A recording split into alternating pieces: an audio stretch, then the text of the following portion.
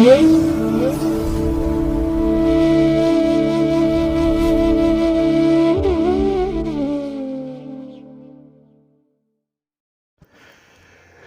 ಮಹಾಗಣಪತಯೇ ನಮಃ.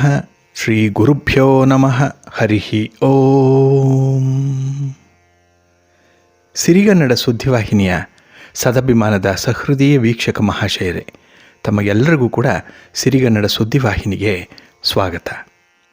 ದಯಾಮಯನಾದಂಥ ಭಗವಂತನ ಅನುಗ್ರಹ ತಮ್ಮೆಲ್ಲರಿಗೆ ಪ್ರಾಪ್ತಿಯಾಗಲಿ, ತಮ್ಮೆಲ್ಲರ ಜೀವನ ಆರೋಗ್ಯದಾಯಕವಾಗಿರಲಿ, ಸಂತೃಪ್ತಿದಾಯಕವಾಗಿರಲಿ ಎಂದು ಭಗವಂತನಲ್ಲಿ ಪ್ರಾರ್ಥನೆಯನ್ನು ಮಾಡ್ತಾ ಈ ದಿನದ ವಿಶೇಷ ಕಾರ್ಯಕ್ರಮವನ್ನು ನೋಡೋಣ. ಹಾಗೆ ದ್ವಾದಶ ರಾಶಿಯವರ ಗೋಚಾರ ಫಲಗಳು ಹೇಗಿವೆ ಅನ್ನೋದನ್ನು ಕೂಡ ತಿಳಿಯೋಣ ಬನ್ನಿ.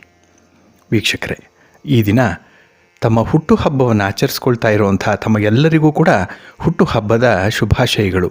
ಹಾಗೆ ಈ ದಿನಾಂಕದಂದು ವಿವಾಹವಾಗಿರುವಂಥ ದಂಪತಿಗಳಿಗೂ ಕೂಡ ವಿವಾಹ ವಾರ್ಷಿಕೋತ್ಸವದ ಶುಭಾಶಯಗಳನ್ನು ಹೇಳ್ತಾ ಭಗವಂತ ತಮಗೆಲ್ಲರಿಗೂ ಕೂಡ ಸಕಲ ಸನ್ಮಂಗಳಗಳನ್ನು ಕರುಣಿಸಲಿ ಅಂತ ಹೇಳಿ ಸಿರಿಗನ್ನಡ ಸುದ್ದಿವಾಹಿನಿಯ ಪರವಾಗಿ ಪ್ರಾರ್ಥಿಸುತ್ತೇನೆ. ಪ್ರೀತಿಯ ವೀಕ್ಷಕ ಬಂಧುಗಳೇ, ಈ ದಿನ 2023 ಡಿಸೆಂಬರ್ ತಿಂಗಳ 23ನೇ ತಾರೀಕು ಸ್ಥಿರವಾಸರ ಅಂದರೆ ಶನಿವಾರ. ಈ ಶನಿವಾರದ ನಿತ್ಯ ಪಂಚಾಂಗ ಫಲ ಹೇಗಿದೆ ನೋಡೋಣ ಬನ್ನಿ. ಶ್ರೀ ಶೋಭಕೃತು ನಾಮ ಸಂವತ್ಸರೆ, ದಕ್ಷಿಣಾಯಿನೆ, ಹೇಮಂತ ಋತು, ಮಾರ್ಗಶಿರ ಮಾಸ, ಶುಕ್ಲ ಪಕ್ಷದ ಏಕಾದಶಿಯ ತಿಥಿ ಈ ದಿನ ಇದೆ. ಇದು ಈ ದಿನ ಬೆಳಗ್ಗೆ 7:41 ಇರುತ್ತೆ. ನಂತರ ಉಪರಿ ಇರೋದ್ರಿಂದ ದ್ವಾದಶಿ ತಿಥಿ ಆರಂಭ ಆಗುತ್ತೆ. ಈ ದಿನದ ನಕ್ಷತ್ರ ಭರಣಿ ನಕ್ಷತ್ರ. ಇದು ಈ ದಿನ ರಾತ್ರಿ 10:05 ಇರಲಿದೆ. ಹಾಗೆ ಈ ದಿನದ ಕರ್ಣ ಪೂರ್ವಕರ್ಣ ವಿಷ್ಟಿ ಅಥವಾ ಭದ್ರ. ಇದು ಕೂಡ ಈ ದಿನ ಬೆಳಗ್ಗೆ 7:41 ಇರಲಿದೆ. ನಂತರ ಉತ್ತರ ಕರ್ಣ ಭವ ಆರಂಭ ಆಗುತ್ತೆ. ಈ ದಿನದ ಯೋಗ ಶಿವಯೋಗ, ದಿಕ್ಷೂಲೆ ಪೂರ್ವ ದಿಕ್ಕು. ಈ ದಿನ ಸೂರ್ಯ ಇರುವಂಥ ರಾಶಿ ಧನಸ್ಸು, ಚಂದ್ರ ಇರುವಂಥ ರಾಶಿ ಮೇಷ. ಇನ್ನು ಈ ದಿನ ರಾಹುಕಾಲ ಇರುವಂಥ ಸಮಯ ಈ ದಿನ ಬೆಳಿಗ್ಗೆ 9:30 ಬೆಳಿಗ್ಗೆ 10:56 ಗುಳಿಕ ಕಾಲ ಈ ದಿನ ಬೆಳಿಗ್ಗೆ 6:39 ಬೆಳಿಗ್ಗೆ 8:04 ಇನ್ನು ಯಮಗಂಡ ಕಾಲ ಈ ದಿನ ಮಧ್ಯಾಹ್ನ 1:47 ಮಧ್ಯಾಹ್ನ 3:13 ಇರಲಿದೆ. ಹಾಗೆ ಈ ದಿನ ದುಷ್ಟ ಮುಹೂರ್ತ ಇರುವಂಥ ಸಮಯ ಅಂತ ಹೇಳಿದ್ರೆ ಈ ದಿನ ಬೆಳಿಗ್ಗೆ 7:11 ಬೆಳಿಗ್ಗೆ 8:33 ದುಷ್ಟ ಮುಹೂರ್ತದ ಸಮಯ. ಹಾಗಾಗಿ ಈ ಸಮಯದಲ್ಲಿ ಯಾವುದೇ ಪ್ರಯಾಣವನ್ನಾಗಲಿ ಯಾವುದೇ ಶುಭ ಕಾರ್ಯಗಳನ್ನಾಗಲಿ ಆರಂಭ ಮಾಡಬೇಡಿ. ಏಕೆಂದರೆ ನೀವು ಯಾವುದೇ ಕೆಲಸ ಕಾರ್ಯಗಳನ್ನು ಈ ದುಷ್ಟ ಮುಹೂರ್ತದಲ್ಲಿ ಆರಂಭ ಮಾಡಿದ್ರೆ ಅದರಿಂದ ಬರುವಂಥ ಫಲಿತಾಂಶಗಳು ನಿಮಗೆ ಅಷ್ಟೊಂದು ಅನುಕೂಲಕರವಾಗಿರಲ್ಲ. ಆದ್ದರಿಂದಲೇ ಈ ದುಷ್ಟ ಮುಹೂರ್ತವನ್ನು ಅವಾಯ್ಡ್ ಮಾಡುವಂಥದ್ದು ತುಂಬ ಉತ್ತಮ. ಇನ್ನು ಈ ದಿನ ಅಭಿಜಿತ್ ಮುಹೂರ್ತ ಇರುವಂಥ ಸಮಯ ಈ ದಿನ ಬೆಳಿಗ್ಗೆ 11:59 ಮಧ್ಯಾಹ್ನ 12:40 ಅಭಿಜಿತ್ ಮುಹೂರ್ತದ ಸಮಯ. ಹಾಗೆ ಈ ದಿನ ವಿಶೇಷವಾಗಿ ಅಮೃತ ಕಾಲ ಇರುವಂಥ ಸಮಯ ಅಂತ ಹೇಳಿದ್ರೆ ಈ ದಿನ ಸಂಜೆ 4:34 ಸಂಜೆ 6:09 ಅಮೃತ ಕಾಲದ ಸಮಯ. ಹಾಗೆ ಈ ದಿನ ಸೂರ್ಯೋದಯ ಆಗುವಂಥ ಸಮಯ ಈ ದಿನ ಪ್ರಾತಃ ಕಾಲ 6:35 ಸೂರ್ಯಾಸ್ತ ಸಂಜೆ 5:57. ಇನ್ನು ಈ ದಿನ ಚಂದ್ರನ ಬಲ ಇರುವಂಥ ರಾಶಿಗಳು ಅಂದರೆ ಚಂದ್ರನಿಂದ ಶುಭ ಫಲಗಳನ್ನು ಪಡ್ಕೊಳ್ಳುವಂಥ 6 ರಾಶಿಗಳು ಯಾವ್ಯಾವುದು ಅಂತ ಹೇಳಿದ್ರೆ ಮೇಷ, ಮಿಥುನ, ಕರ್ಕಾಟಕ, ತುಲಾ, ವೃಶ್ಚಿಕ ಮತ್ತು ಕುಂಭ. ಇನ್ನು ಉಳಿದ 6 ರಾಶಿಯವರಿಗೆ ಮಿಶ್ರ ಫಲದ ಯೋಗ ಇರುತ್ತೆ.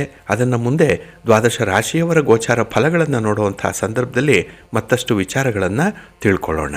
ಇನ್ನು ಈ ದಿನದ ಹೊರದ ಅಧಿಪತಿ ಶನಿ ಅಂತ ಹೇಳಿದ್ರೆ ಸ್ಥಿರವಾಗಿರುವಂಥ ಕೆಲಸ ಕಾರ್ಯಗಳನ್ನು ಮಾಡಲಿಕ್ಕೆ ತುಂಬ ಅನುಕೂಲಕರವಾಗಿರುವಂಥ ಸಂದರ್ಭ.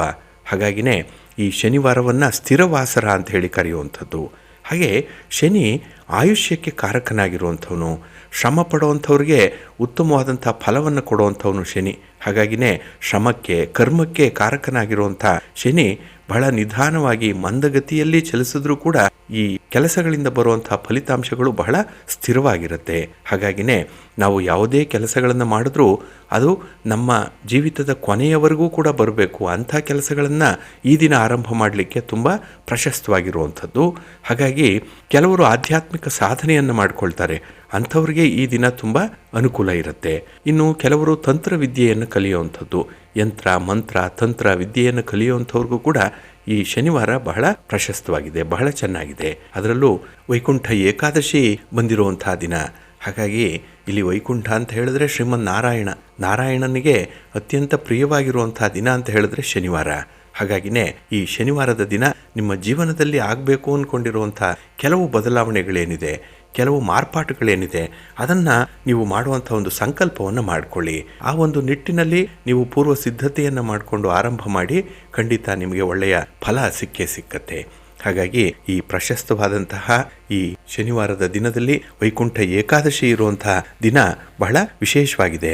ಹಾಗೆ ಈ ದಿನ ಇರುವಂತಹ ಗುರುಹೋರದ ಸಮಯ ಅಂತ ಹೇಳಿದ್ರೆ ಇದು ಈ ದಿನ ಬೆಳಿಗ್ಗೆ 7:33 ಬೆಳಿಗ್ಗೆ 8:30 ಇನ್ನು ಮಧ್ಯಾಹ್ನ 2:11 ಮಧ್ಯಾಹ್ನ 3:08 ಹಾಗೆ ರಾತ್ರಿ 9:08 ರಾತ್ರಿ 10:11 ಗುರುಹೋರ ಇರುವಂತಹ ಸಮಯ.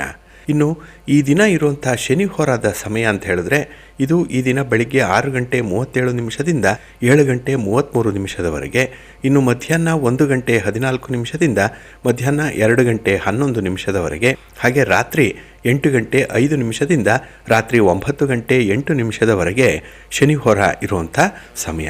ಹಾಗಾಗಿ ಈ ಶನಿ ಹೋರಾದಲ್ಲಿ ನೀವು ಕೆಲಸಗಳನ್ನು ಆರಂಭ ಮಾಡಿದ್ರೆ ಸ್ವಲ್ಪ ನಿಧಾನಗತಿಯಲ್ಲಿ ನಡೆಯುತ್ತೆ. ಹಾಗೆ ಈ ಗುರು ಹೋರಾದಲ್ಲೂ ಕೂಡ ಈ ದಿನ ನೀವು ಬೆಳಗಿನ ಅವಧಿಯನ್ನು ಬಿಟ್ಟು ಮಧ್ಯಾಹ್ನದ ಅವಧಿಯಲ್ಲಿ ಕೆಲಸಗಳನ್ನು ಆರಂಭ ಮಾಡಿದ್ರೆ ಅತ್ಯುತ್ತಮ ಫಲಗಳನ್ನು ಪಡ್ಕೊಳ್ಳುವಂಥ ಸಾಧ್ಯತೆಗಳು ಜಾಸ್ತಿ ಇರುತ್ತೆ. ಇನ್ನು ಈ ದಿನ ಇರುವಂಥ ಕುಜ ಹೋರ ಬಹಳ ಚೆನ್ನಾಗಿದೆ, ತುಂಬ ಫೇವರಬಲ್ ಆಗಿರುವಂಥದ್ದು. ಅದರಲ್ಲೂ ಈ ಪೊಲೀಸ್, ಮಿಲಿಟರಿ, ಅಗ್ನಿಶಾಮಕ ದಳ ಇತ್ಯಾದಿ ಸಾಹಸ ಕೃತ್ಯಗಳನ್ನು ಮಾಡುವಂಥ ಇಲಾಖೆಗಳಲ್ಲಿ ಕೆಲಸ ಮಾಡುವಂಥವ್ರಿಗೆ ಉತ್ತಮವಾದಂತಹ ದಿನ. ನಿಮ್ಮ ಶ್ರಮಕ್ಕೆ ತಕ್ಕಂತಹ ಒಂದು ಫಲ ಸಿಕ್ಕುವಂತಹ ದಿನ. ಹಾಗೆ ಈ ದಿನದಲ್ಲಿ ನ್ಯಾಯಾಂಗ ಇಲಾಖೆಯಲ್ಲಿ ಯಾವುದೇ ಕೆಲಸ ಕಾರ್ಯಗಳಿದ್ರೂ ಕೂಡ ಅದು ನಿಮ್ಮ ಪರವಾಗಿ ನಡೆಯುವಂಥದ್ದು ಇದೆ.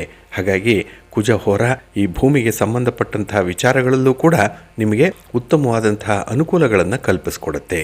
ಹಾಗಾಗಿ ಈ ದಿನ ಕುಜಹೋರ ಇರುವಂಥ ಸಮಯ ಬೆಳಿಗ್ಗೆ 8:30 ಬೆಳಿಗ್ಗೆ 9:27 ಇನ್ನು ಅಪರಾಹ್ನ 3:08 ಅಪರಾಹ್ನ 4:05 ಹಾಗೆ ರಾತ್ರಿ 10:12 ರಾತ್ರಿ 11:15 ಕುಜಹೋರ ಇರುವಂಥ ಸಮಯ. ಇದನ್ನು ನೀವು ಅನುಸರಣೆ ಮಾಡಬಹುದು. ಆದರೆ ಈ ದಿನ ಇರುವಂಥ ರವಿ ಹೋರ ಏನಿದೆ ಇದನ್ನು ಸ್ವಲ್ಪ ಅವಾಯ್ಡ್ ಮಾಡಬೇಕಾಗತ್ತೆ. ಅದಕ್ಕಾಗಿಯೇ ರಾಜಕಾರಣಿಗಳು ಯಾವುದೇ ಕೆಲಸಗಳನ್ನು ಈ ದಿನ ಇರುವಂಥ ರವಿ ಹೋರಾದಲ್ಲಿ ಆರಂಭ ಮಾಡಬೇಡಿ. ಇನ್ನು ಸರ್ಕಾರದ ಮಟ್ಟದಲ್ಲಿ ಆಗಬೇಕಾಗಿರುವಂಥ ಕೆಲಸ ಕಾರ್ಯಗಳ ಪ್ರಯತ್ನವನ್ನು ಕೂಡ ಈ ದಿನ ಇರುವಂಥ ರವಿ ಹೋರಾದಲ್ಲಿ ಮಾಡಬೇಡಿ. ಹಾಗಾಗಿ ರವಿ ಹೋರ ಇರುವಂಥ ಸಮಯ ಬೆಳಿಗ್ಗೆ 9:27 ಬೆಳಿಗ್ಗೆ 10:24 ಇನ್ನು ಅಪರಾಹ್ನ 4:05 ಸಂಜೆ 5:02 ಹಾಗೆ ರಾತ್ರಿ 11:15 ರಾತ್ರಿ 12:18 ರವಿ ಹೋರ ಇರುವಂಥ ಸಮಯ. ಇದನ್ನು ನೀವು ಸ್ವಲ್ಪ ಅವಾಯ್ಡ್ ಮಾಡಿ. ಹಾಗಾಗಿ ಬಂಧುಗಳೇ, ನಿಮ್ಮ ಕೆಲಸ ಕಾರ್ಯಗಳನ್ನು ಒಳ್ಳೆಯ ಮುಹೂರ್ತದಲ್ಲಿ ಆರಂಭ ಮಾಡಿ, ಒಳ್ಳೆಯ ಸಮಯ ನೋಡ್ಕೊಳ್ಳಿ. ಅದಕ್ಕಾಗಿಯೇ ಸಿರಿಗನ್ನಡ ಸುದ್ದಿವಾಹಿನಿ ಪ್ರತಿನಿತ್ಯ ಪ್ರಸಾರ ಮಾಡುವಂಥ ಈ ಪಂಚಾಂಗದ ವಿವರಗಳನ್ನು ಕೇಳಿಸ್ಕೊಳ್ತಾ ಇರಿ. ಇದರಲ್ಲಿ ಬೇಕಾದಂಥ ಮಾಹಿತಿಗಳು ನಿಮಗೆ ಸಿಕ್ಕತ್ತೆ. ಅದನ್ನು ಅನುಸರಣೆ ಮಾಡೋದ್ರಿಂದ ನಿಮ್ಮ ಪ್ರಯತ್ನ ಸಫಲವಾಗುತ್ತೆ. ಹಾಗಾಗಿ ಒಳ್ಳೆಯ ಕೆಲಸಗಳನ್ನು ಒಳ್ಳೆಯ ಮುಹೂರ್ತದಲ್ಲಿ ಆರಂಭ ಮಾಡಿ. ಒಳ್ಳೆಯ ಹೊರ ಯಾವುದು, ಯಾವ ಕೆಲಸಕ್ಕೆ ಸೂಕ್ತ ಅನ್ನುವಂಥದ್ದನ್ನು ಪ್ರತಿನಿತ್ಯ ನೀವು ತಿಳ್ಕೊಳ್ಳುವಂಥ ಪ್ರಯತ್ನ ಮಾಡಿ, ಒಳ್ಳೆಯದಾಗತ್ತೆ. ಹಾಗೆ ಬಂಧುಗಳೇ, ಈ ದಿನ ಬಹಳ ವಿಶೇಷವಾಗಿರುವಂಥ ದಿನ. ಇದು ವೈಕುಂಠ ಏಕಾದಶಿ ಇರುವಂಥ ದಿನ. ಹಾಗಾಗಿ ವರ್ಷಕ್ಕೆ ಒಮ್ಮೆ ಬರುವಂಥ ಈ ವೈಕುಂಠ ಏಕಾದಶಿಯನ್ನು ಮೋಕ್ಷದ ಏಕಾದಶಿ ಅಂತ ಹೇಳಿ ಕೂಡ ಕರೆಯುವಂಥದ್ದು ಇದೆ. ಹಾಗೆ ಈ ದಿನ ದ್ವಾದಶಿ ತಿಥಿ ಇರೋದರಿಂದ ಕೆಲವರು ಮುಕ್ಕೋಟಿ ದ್ವಾದಶಿಯನ್ನು ಕೂಡ ಈ ದಿನವೇ ಆಚರಣೆ ಮಾಡುವಂಥದ್ದು ಇದೆ. ಒಟ್ಟಾರೆ ವೈಷ್ಣವರಿಗೆ ಈ ದಿನ ವೈಕುಂಠ ಏಕಾದಶಿ ಆಚರಣೆ ಇರುತ್ತೆ. ಹಾಗಾಗಿನೇ ಈ ದಿನ ವಿಷ್ಣು ತತ್ವ ಇರುವಂಥ ದೇವಾಲಯಗಳಲ್ಲಿ ಬಹಳ ವಿಶೇಷವಾಗಿ ವೈಕುಂಠ ದ್ವಾರವನ್ನು ನಿರ್ಮಾಣ ಮಾಡಿ ವೈಕುಂಠ ಏಕಾದಶಿಯ ಆಚರಣೆಯನ್ನು ಭಕ್ತರಿಗಾಗಿ ಮಾಡುವಂಥ ಎಲ್ಲ ಸಿದ್ಧತೆಗಳು ಕೂಡ ನಡೆದಿದೆ. ಹಾಗಾಗಿ ತಾವು ಕೂಡ ನಿಮ್ಮ ಆಸುಪಾಸಿನಲ್ಲಿರುವಂಥ ದೇವಾಲಯಕ್ಕೆ ಹೋಗಿ ಭಗವಂತನ ದರ್ಶನ ಮಾಡಿ ಬನ್ನಿ ಅಂತ ಹೇಳ್ತಾ, ಇನ್ನು ನಾಳೆ ಹನುಮದ್ ವ್ರತ ಇರುವಂಥ ದಿನ. ಹಾಗಾಗಿ ಹನುಮ ಜಯಂತಿ ಬೇರೆ, ಹನುಮದ್ ವ್ರತ ಬೇರೆ. ಇದರ ಒಂದು ವಿಶೇಷತೆಯನ್ನು ನೀವು ತಿಳ್ಕೊಳ್ಬೇಕು. ಹಾಗಾಗಿ ನಾಳಿನ ಕಾರ್ಯಕ್ರಮದಲ್ಲಿ ಹನುಮದ್ ವ್ರತದ ಬಗ್ಗೆ ತಿಳ್ಕೊಳ್ಳೋಣ. ಆದರೆ ಈ ದಿನದ ವಿಶೇಷ ಕಾರ್ಯಕ್ರಮದಲ್ಲಿ ನಾವು ವೈಕುಂಠ ಏಕಾದಶಿಯ ಮಹತ್ವ, ಇದನ್ನು ಹೇಗೆ ಅನುಸರಣೆ ಮಾಡಬೇಕು, ಇದರಿಂದ ಬರುವಂಥ ಫಲಗಳೇನು ಅನ್ನುವಂಥ ವಿಚಾರಗಳನ್ನು ತಿಳ್ಕೊಳ್ಳೋಣ. ಬಂಧುಗಳೇ, ತಮಗೆಲ್ಲರಿಗೂ ಗೊತ್ತಿದೆ ಏಕಾದಶಿಯ ಮಹತ್ವದ ಬಗ್ಗೆ. ತಿಂಗಳಲ್ಲಿ 2 ಬಾರಿ ಬರುವಂತಹ ಏಕಾದಶಿ ಅತ್ಯಂತ ಪವಿತ್ರವಾಗಿರುವಂತಹ ದಿನ. ಅದರಲ್ಲೂ ಭಕ್ತರು ಈ ದಿನ ಉಪವಾಸ ಮಾಡಿ ಸಂಪೂರ್ಣವಾಗಿ ವಿಷ್ಣುವಿನ ಸ್ಮರಣೆಯಲ್ಲಿ ತೊಡಗ್ತಾರೆ. ಇದು ಬಹಳ ಕಟ್ಟುನಿಟ್ಟಿನ ಒಂದು ವ್ರತ. ಹಾಗೆ ಈ ದಿನ ಉಪವಾಸ ಮಾಡಲಿಕ್ಕೆ ಸಾಧ್ಯ ಇಲ್ಲದೇ ಇದ್ದಂಥವರು ಧಾನ್ಯ ಸೇವನೆಯನ್ನಾದರೂ ಬಿಡಬೇಕು ಅನ್ನುವಂಥದ್ದಿದೆ. ಕೇವಲ ಹಣ್ಣು ಹಂಪಲು ಹಾಲು ಇತ್ಯಾದಿ ಸೇವನೆಗಳಲ್ಲಿ ಅವರು ಈ ದಿನವನ್ನ ವಿಷ್ಣುವಿಗಾಗಿ ಸಮರ್ಪಣೆ ಮಾಡಬೇಕು ಅನ್ನುವಂಥದ್ದು ಇದೆ. ಹಾಗಾಗಿನೇ ಈ ಏಕಾದಶಿಯ ದಿನ ಅಕ್ಕಿಯಿಂದ ಮಾಡಿರುವಂತಹ ಪದಾರ್ಥಗಳನ್ನು ತಿನ್ನಬಾರದು ಅನ್ನುವಂಥದ್ದು ತುಂಬ ಮಹತ್ವದ ವಿಚಾರ. ಯಾಕೆಂತ ಹೇಳಿದ್ರೆ ಈ ಒಂದು ವಿಚಾರವನ್ನು ಪದ್ಮಪುರಾಣದಲ್ಲಿ ತಿಳಿಸಿದ್ದಾರೆ. ಅದರಲ್ಲೂ ಕೃತಯುಗದಲ್ಲಿ ಮುರಾಸುರ ಅನ್ನುವಂಥ ಒಬ್ಬ ರಾಕ್ಷಸ ಇದ್ದ. ಅವನು ತನ್ನ ಕಠಿಣ ತಪಸ್ಸಿನಿಂದ ಅತ್ಯಂತ ಬಲವನ್ನು ತಪಶಕ್ತಿಯಿಂದ ಪಡ್ಕೊಂಡ. ಇದರಿಂದ ಈ ಮುರಾಸುರನ ಉಪಟಳ ಜಾಸ್ತಿ ಆಯಿತು. ಸ್ವರ್ಗದ ಮೇಲೂ ಕೂಡ ದಂಡೆತ್ತಿ ಹೋಗ್ತಾನೆ, ದೇವತೆಗಳನ್ನು ಪರಾಜಯಗೊಳಿಸ್ಬಿಡ್ತಾನೆ. ಹಾಗಾಗಿ ದೇವತೆಗಳೆಲ್ಲರೂ ಕೂಡ ದಿಕ್ಕು ಕಾಣದೆ ಪರಶಿವನ ಬಳಿಗೆ ಹೋಗಿ ತಮ್ಮ ಸಂಕಷ್ಟವನ್ನು ನಿವೇದನೆ ಮಾಡಿಕೊಳ್ತಾರೆ. ತಮ್ಮನ್ನು ರಕ್ಷಣೆ ಮಾಡುವಂತ ಹೇಳಿ ಕೇಳ್ಕೊಳ್ತಾರೆ. ಆಗ ಶಿವ ಇಂದ್ರಾದಿ ದೇವತೆಗಳನ್ನು ಭಗವಾನ್ ವಿಷ್ಣುವಿನಲ್ಲಿ ಈ ಕಷ್ಟವನ್ನು ಹೇಳ್ಕೊಳ್ಳಿ, ವಿಷ್ಣುವಿನ ಆಶ್ರಯ ಪಡ್ಕೊಂಡ್ರೆ ಮುರಾಸುರನ ಉಪಟಳದಿಂದ ಮುಕ್ತಿ ಸಿಕ್ಕತ್ತೆ ಅನ್ನುವಂಥ ವಿಚಾರವನ್ನು ತಿಳಿಸ್ತಾರೆ. ಹಾಗಾಗಿನೇ ಎಲ್ಲ ದೇವತೆಗಳು ಕೂಡ ವಿಷ್ಣುವಿನ ಮೊರೆ ಹೋಗ್ತಾರೆ. ಆ ಸಂದರ್ಭದಲ್ಲಿ ವಿಷ್ಣು ದೇವತೆಗಳಿಗೆ ಅಭಯವನ್ನು ಕೊಟ್ಟು ಮುರಾಸುರನ ಸಂಹಾರಕ್ಕೆ ಹೊರಡ್ತಾನೆ. ಹಾಗೆ ಭಗವಂತ ಮತ್ತೆ ಮುರನ ನಡುವೆ ಘೋರ ಕಾಳಗ ನಡೆಯುತ್ತೆ. ಅದರಲ್ಲೂ ಸಹಸ್ರ ವರ್ಷಗಳವರೆಗೆ ಈ ಕಾಳಗ ಮುಂದುವರಿತಾ ಇರುತ್ತೆ. ಹಾಗೆ ಈ ಮುರಾಸುರ ತನ್ನ ಅಸ್ತ್ರಗಳಿಂದ ಸಾಯಲ್ಲ ಅನ್ನುವಂಥ ವಿಚಾರ ಭಗವಂತನಿಗೆ ಗೊತ್ತಾಗಿ ಭಗವಂತ ಕೊಂಚ ಕಾಲ ವಿಶ್ರಮಿಸ್ಲಿಕ್ಕಾಗಿ ಬದರಿಕಾಶ್ರಮಕ್ಕೆ ಹೋಗ್ತಾನೆ.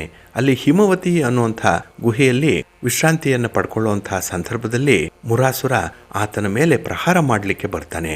ಆಗ ಭಗವಂತ ಸ್ತ್ರೀ ರೂಪದಲ್ಲಿ ಹೊರಹೊಮ್ಮಿ ಮುರನೊಂದಿಗೆ ಹೋರಾಟವನ್ನು ಮಾಡ್ತಾನೆ. ಆ ಸ್ತ್ರೀಯ ಒಂದು ನೋಟಕ್ಕೆ ಮುರಾಸುರ ಉರಿದು ಬೂದಿಯಾಗ್ಬಿಡ್ತಾನೆ. ಹಾಗಾಗಿನೇ ಭಗವಂತ ತನ್ನ ಯೋಗ ಮಾಯೆಯಿಂದ ಮುರಾಸುರನನ್ನು ಸಂಹಾರ ಮಾಡ್ತಾನೆ. ಇಲ್ಲಿ ಭಗವಾನ್ ವಿಷ್ಣು ಎಚ್ಚರಗೊಂಡಂತಹ ಸಂದರ್ಭದಲ್ಲಿ ಮುರ ಉರಿದು ಬಿದ್ದಿರುವುದನ್ನು ನೋಡ್ತಾನೆ. ಹಾಗೆ ತನ್ನೆದುರು ಸುಂದರಿಯಾದಂತಹ ಸ್ತ್ರೀಯೊಬ್ಬಳು ನಿಂತಿರುವುದನ್ನು ಕೂಡ ನೋಡ್ತಾನೆ. ತನ್ನ ಶಕ್ತಿಯಾದಂತಹ ಆಕೆಯ ಕಾರ್ಯದಿಂದ ಸಂತುಷ್ಟನಾದಂತಹ ಭಗವಂತ ಆಕೆಯನ್ನ ಏಕಾದಶಿ ಅಂತ ಹೇಳಿ ಕರೀತಾನೆ. ಜೊತೆಗೆ ಏನಾದರೂ ಒಂದು ವರವನ್ನು ಕೇಳು ಅಂತ ಹೇಳಿ ಆಕೆಯನ್ನ ಪ್ರೇರೇಪಣೆ ಮಾಡಿದಾಗ ಆ ಸ್ತ್ರೀ ಈ ಮುರನ್ನ ಸಂಹಾರ ಮಾಡಿದಂತಹ ದಿನ ಯಾರು ಉಪವಾಸವನ್ನ ಆಚರಣೆ ಮಾಡ್ತಾರೋ ಅವರನ್ನ ಎಲ್ಲ ಬಗೆಯ ಪಾಪಗಳಿಂದ ಮುಕ್ತಿಗೊಳಿಸು ಅಂತ ಹೇಳಿ ಬೇಡಿಕೊಳ್ತಾಳೆ. ಜೊತೆಗೆ ಯಾರು ಏಕಾದಶಿಯ ದಿನ ಉಪವಾಸವನ್ನ ಮಾಡ್ತಾರೋ ಅವರು ವೈಕುಂಠ ಧಾಮವನ್ನು ಹೊಂದಲಿಕ್ಕೆ ಅವರಿಗೆ ಸಹಾಯ ಮಾಡು ಅಂತ ಹೇಳಿ ಕೂಡ ಕೇಳ್ಕೊಳ್ತಾರೆ. ಹಾಗಾಗಿನೇ ಈ ವಿಷ್ಣುವಿನ ಶಕ್ತಿ ಸ್ವರೂಪಳಾದಂತಹ ಏಕಾದಶಿ ಮುರನನ್ನು ಸಂಹಾರ ಮಾಡಿದ್ದು ಈ ಮಾರ್ಗಶಿರ ಮಾಸದ ಶುಕ್ಲ ಪಕ್ಷದ 11ನೆಯ ದಿನ ಅಂತ ಹೇಳ್ತಾರೆ. ಹಾಗೆ ಈ ಏಕಾದಶಿ ಭಗವಂತನಿಂದ ವರವನ್ನು ಪಡೆದಿದ್ದು ಕೂಡ ಈ ದಿನ. ಆದ್ದರಿಂದ ಇದನ್ನು ವೈಕುಂಠ ಏಕಾದಶಿ ಅಂತ ಹೇಳಿ ಕರೆಯಲ್ಪಡುವಂಥದ್ದು ಇದೆ. ಇದು ಮೊಟ್ಟ ಮೊದಲ ಏಕಾದಶಿ ಇದು. ಹಾಗಾಗಿನೇ ಈ ದಿನ ವೈಕುಂಠದ ದ್ವಾರಗಳು ಮುಕ್ತವಾಗಿರುತ್ತೆ. ಯಾರು ಶ್ರದ್ಧಾ ಭಕ್ತಿಗಳಿಂದ ಭಗವಂತನನ್ನ ಆರಾಧನೆ ಮಾಡ್ತಾರೆ, ಸ್ಮರಣೆ ಮಾಡ್ತಾರೆ, ಅಂಥವರಿಗೆ ಭಗವಂತನ ಸಾನ್ನಿಧ್ಯ ಸಿಕ್ಕತ್ತೆ ಅನ್ನುವಂಥದ್ದು ಇದೆ. ಹಾಗೆ ಈ ವೈಕುಂಠ ಏಕಾದಶಿ ಬಹಳ ವಿಶೇಷವಾದಂತಹ ದಿನ. ಏಕೆಂದರೆ ದೇವದಾನವರು ಒಟ್ಟಾಗಿ ಅಮೃತ ಮಥನ ನಡೆಸಿದ್ದು ತಮಗೆ ಗೊತ್ತಿದೆ. ಆ ಅಮೃತ ಮಥನ ನಡೆದಂಥ ಸಂದರ್ಭದಲ್ಲಿ ಅದು ಕೊನೆಗೊಂಡದ್ದು ಈ ದಿನ ಅಂತ ಕೂಡ ಹೇಳ್ತಾರೆ. ಇನ್ನು ಕುರುಕ್ಷೇತ್ರದ ರಣಾಂಗಣದಲ್ಲಿ ಭಗವಾನ್ ಶ್ರೀಕೃಷ್ಣ ಅರ್ಜುನನಿಗೆ ಗೀತೋಪದೇಶ ಮಾಡಿದಂತಹ ಸಂದರ್ಭ ಕೂಡ ಇದು. ಹಾಗೆ ಈ ಒಂದು ಏಕಾದಶಿಯನ್ನ ಮೋಕ್ಷದ ಏಕಾದಶಿ ಅಂತ ಹೇಳಿ ಕೂಡ ಕರೆಯುವಂಥದ್ದು ಇದೆ.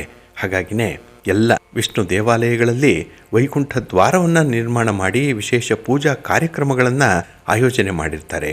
ಯಾರು ವೈಕುಂಠ ದ್ವಾರದಲ್ಲಿ ಅಂದರೆ ಈ ದೇವಾಲಯದ ಉತ್ತರ ಭಾಗದ ದ್ವಾರದಲ್ಲಿ ಈ ದಿನ ಪ್ರವೇಶ ಮಾಡಿ ಭಗವಂತನ ದರ್ಶನವನ್ನು ಮಾಡ್ತಾರೋ ಅವರಿಗೆ ವೈಕುಂಠ ಪ್ರಾಪ್ತಿಯಾಗತ್ತೆ, ಮೋಕ್ಷ ಪ್ರಾಪ್ತಿಯಾಗತ್ತೆ. ಆದ್ದರಿಂದಲೇ ಈ ದಿನದ ಏಕಾದಶಿಯನ್ನ ಮೋಕ್ಷದ ಏಕಾದಶಿ ಅಂತ ಹೇಳಿ ಕರೆಯುವಂಥದ್ದು ಇದೆ. ಇನ್ನು ಈ ದಕ್ಷಿಣ ಭಾರತದಲ್ಲಿ ವಿಶೇಷವಾದಂತಹ ಒಂದು ಮಹತ್ವದ ಮಾಹಿತಿ ಇದೆ. ಏನಂದರೆ ಪ್ರಮುಖ ಸಂತರಲ್ಲಿ ಒಬ್ಬರಾದಂತಹ ನಮ್ಮಾಳ್ವರರು ಇಹಲೋಕವನ್ನು ತ್ಯಜಿಸಿ ವೈಕುಂಠ ಏಕಾದಶಿಯ ದಿನ ವೈಕುಂಠಕ್ಕೆ ಹೋಗ್ತಾರೆ. ಆಗ ಸ್ವತಃ ಭಗವಂತನೇ ವೈಕುಂಠ ದ್ವಾರದಲ್ಲಿ ನಿಂತು ಅವರನ್ನು ಬರಮಾಡಿಕೊಂಡ ಅನ್ನುವಂಥ ಒಂದು ಪ್ರತೀತಿ ಇದೆ. ಆದ್ದರಿಂದಲೇ ತಮಿಳುನಾಡಿನ ದೇವಾಲಯಗಳಲ್ಲಿ ಈ ದಿನ ವಿಶೇಷವಾದಂತಹ ಉತ್ಸವಗಳು, ವೈಭವದ ಅಲಂಕಾರ ಕೂಡ ಇರುತ್ತೆ. ಹಾಗೆ ಈ ವೈಕುಂಠ ಏಕಾದಶಿಯ ವೈಶಿಷ್ಟ್ಯ ಏನಿದೆ ಅದು ಬಹಳ ಮಹತ್ವಪೂರ್ಣವಾಗಿರುವಂಥದ್ದು. ಇಲ್ಲಿ ಭೂಮಿಯ ಒಂದು ವರ್ಷ ಏನಿದೆ ಅದು ದೇವಲೋಕದವರಿಗೆ ಒಂದು ದಿನಕ್ಕೆ ಸಮ. ಹಾಗಾಗಿ ಈ ಭೂ ವರ್ಷ ಸೂರ್ಯನ ಪರಿಭ್ರಮಣವನ್ನು ಆಧರಿಸಿ ಉತ್ತರಾಯಣ ಮತ್ತು ದಕ್ಷಿಣಾಯನ ಅಂತ ಹೇಳಿ ಎರಡು ಸಮಭಾಗಗಳಾಗಿ ವಿಭಾಗಿಸಲ್ಪಟ್ಟಿರುವಂಥದ್ದು. ಇದು ದಕ್ಷಿಣಾಯನ. ಹಾಗಾಗಿ ಈ ಉತ್ತರಾಯಣ ಏನಿದೆ ಅದು ಮಾರ್ಗಶಿರ ಮಾಸದಿಂದ ಆಷಾಢ ಮಾಸದವರೆಗೆ ಇರುತ್ತೆ. ಹಾಗೆ ಈ ಉತ್ತರಾಯಣ ಸ್ವರ್ಗಲೋಕದಲ್ಲಿ ಹಗಲು ಅಂತ ಹೇಳಿ ಕರೀತಾರೆ. ಇನ್ನು ದಕ್ಷಿಣಾಯನ ರಾತ್ರಿ ಸಮಯ ಅಂತ ಹೇಳಿ ಕರೆಯುವಂಥದ್ದು ಇದೆ. ಹಾಗಾಗಿ ಈ ದಕ್ಷಿಣಾಯನ ಅಂತ್ಯಗೊಳ್ಳುವಂಥ ಅವಧಿಯಲ್ಲಿ ಮಾರ್ಗಶಿರ ಮಾಸ ಬರುತ್ತೆ. ಆದ್ದರಿಂದ ಈ ಮುಂಜಾವಿನ ಸಮಯದಲ್ಲೇ ಭಗವಂತನಿಗೆ ವಿಶೇಷವಾದಂತಹ ಪೂಜೆ ಪುನಸ್ಕಾರಗಳು ನಡೆಯುವಂಥದ್ದು. ಧನುರ್ಮಾಸದ ಪೂಜೆಗಳು ಕೂಡ ಬೆಳಗಿನ ಜಾವದಲ್ಲಿ ನಡೆಯುವಂಥದ್ದು. ಏಕೆಂದರೆ ಈ ದಕ್ಷಿಣಾಯನ ಕಳೆದು ಇನ್ನೇನು ಉತ್ತರಾಯಣ ಬರುತ್ತೆ. ಜನವರಿ 14 ಮಕರ ಸಂಕ್ರಾಂತಿ ಆ ದಿನದಿಂದ ಉತ್ತರಾಯಣ ಪುಣ್ಯಕಾಲ ಆರಂಭ ಆಗುವಂಥದ್ದು. ಹಾಗೆ ಈ ಮಾರ್ಗಶಿರ ಮಾಸದ 11ನೆಯ ದಿನ ಏನಿದೆ ಈ ದಿನ ಏಕಾದಶಿಯ ದಿನದಿಂದ ಮುಂಜಾವು ಆರಂಭ ಆಗತ್ತೆ ಅಂತ ಹೇಳಿ ಪರಿಗಣಿಸಲ್ಪಟ್ಟಿದೆ. ಆದ್ರಿಂದಲೇ ಈ ಧನುರ್ಮಾಸದ ಪೂಜೆಗಳು ಸೂರ್ಯೋದಯಕ್ಕೂ ಮೊದಲು ಆಗಬೇಕು. ಅದು ಪ್ರಶಸ್ತವಾದಂತಹ ಶುಭವಾದಂತಹ ಸಮಯ ಅಂತ ಹೇಳಿ ಕರೆಯಲ್ಪಟ್ಟಿರುವಂಥದ್ದು. ಹಾಗೆ ಈ ವೈಕುಂಠ ಏಕಾದಶಿಯ ದಿನ ಯಾರು ವಿಷ್ಣುವನ್ನ ಸ್ಮರಣೆ ಮಾಡ್ತಾರೋ ಅಂಥವ್ರಿಗೆ ಸಕಲ ತೀರ್ಥಗಳ ಒಂದು ಪುಣ್ಯ ಲಭಿಸತ್ತೆ ಅಂತ ಹೇಳ್ತಾರೆ. ಇನ್ನೊಂದು ಕಡೆ ವಸಿಷ್ಠರು ಹೇಳುವ ಪ್ರಕಾರ 11 ಇಂದ್ರಿಯಗಳಿಂದ ಸಂಪಾದನೆ ಮಾಡಿದಂತಹ ಸಕಲ ಪಾಪಗಳನ್ನು ಕೂಡ ಈ 11ನೆಯ ತಿಥಿಯಾದಂತಹ ಏಕಾದಶಿ ಪರಿಹಾರ ಮಾಡುತ್ತೆ. ಆದ್ರಿಂದಲೇ ಏಕಾದಶಿಗೆ ಸಮಾನವಾದಂತಹ ಅಷ್ಟೇ ಪವಿತ್ರವಾದಂತಹ ಒಂದು ದಿನ ಯಾವುದೂ ಇಲ್ಲ ಅನ್ನುವಂಥ ವಿಚಾರವನ್ನು ಕೂಡ ಹೇಳ್ತಾರೆ. ಹಾಗಾಗಿನೇ ಈ ವೈಕುಂಠ ಏಕಾದಶಿ ಎಲ್ಲ ಏಕಾದಶಿಗಳಿಗಿಂತಲೂ ತುಂಬ ಮಹತ್ವಪೂರ್ಣವಾಗಿರುವಂತಹ ಏಕಾದಶಿ. ಹಾಗಾಗಿ ಈ ದಿನ ಶ್ರೀಮನ್ನಾರಾಯಣನ ದರ್ಶನವನ್ನು ಮಾಡಬೇಕು, ವೈಕುಂಠ ದ್ವಾರದ ಮೂಲಕ ಹೊರಗೆ ಬರಬೇಕು ಅನ್ನುವಂಥ ಒಂದು ವಿಚಾರ ಇದೆ. ಹಾಗೆ ಈ ವೈಕುಂಠ ಏಕಾದಶಿಯ ದಿನ ಭಗವಂತನ ನಾಮಸ್ಮರಣೆಯನ್ನು ಮಾಡಿದಂಥವರು ಸಪ್ತ ಜನ್ಮದಲ್ಲಿ ಮಾಡಿದಂತಹ ಪಾಪಗಳಿಂದ ಮುಕ್ತಿಯನ್ನು ಪಡ್ಕೊಳ್ತಾರೆ ಅನ್ನುವಂಥ ಒಂದು ನಂಬಿಕೆ ಇದೆ. ಆದ್ರಿಂದಲೇ ಈ ವೈಕುಂಠ ಏಕಾದಶಿ ಪವಿತ್ರವಾದಂತಹ ದಿನ.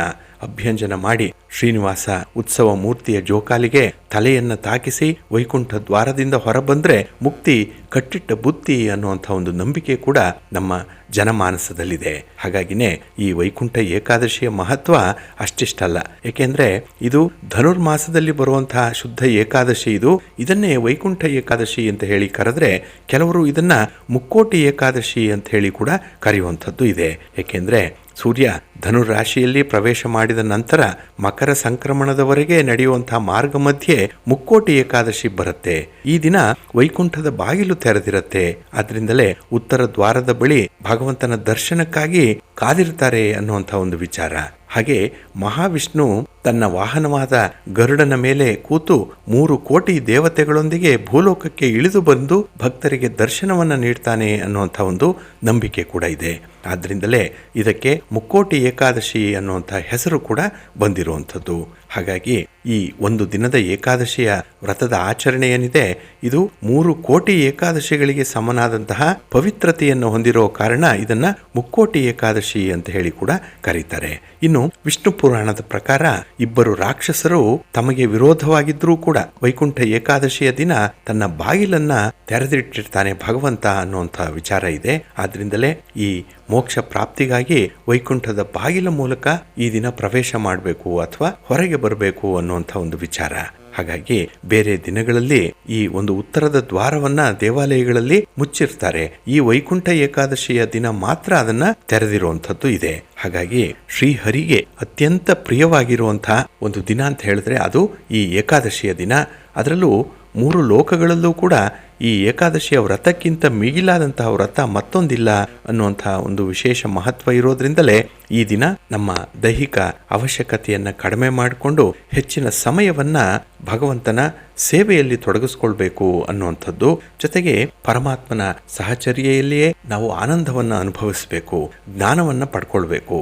ಹಾಗೆ ಭಗವಂತನ ಲೀಲೆಗಳ ಬಗ್ಗೆ ಹೆಚ್ಚು ಹೆಚ್ಚು ತಿಳ್ಕೊಳ್ಬೇಕು ಅನ್ನುವಂಥ ವಿಚಾರ ಈ ದಿನ ಎಲ್ಲರೂ ಅನುಸರಣೆ ಮಾಡಬೇಕಾಗಿದೆ. ಹಾಗೆ ಈ ಪವಿತ್ರವಾದ ದಿನದಲ್ಲಿ ಭಗವಂತನ ಒಂದು ಲೀಲೆಯ ಬಗ್ಗೆ ಇರುವಂತಹ ಪೌರಾಣಿಕ ಹಿನ್ನೆಲೆಯನ್ನ ನೋಡೋಣ.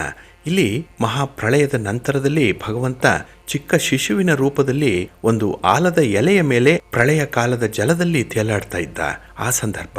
ಆಗ ಚತುರ್ಮುಖ ಬ್ರಹ್ಮನನ್ನ ಸೃಷ್ಟಿ ಮಾಡಿ ಸೃಷ್ಟಿ ಕಾರ್ಯವನ್ನ ಆರಂಭ ಮಾಡು ಅಂತ ಹೇಳಿ ಭಗವಂತ ಆದೇಶ ಮಾಡ್ತಾನೆ.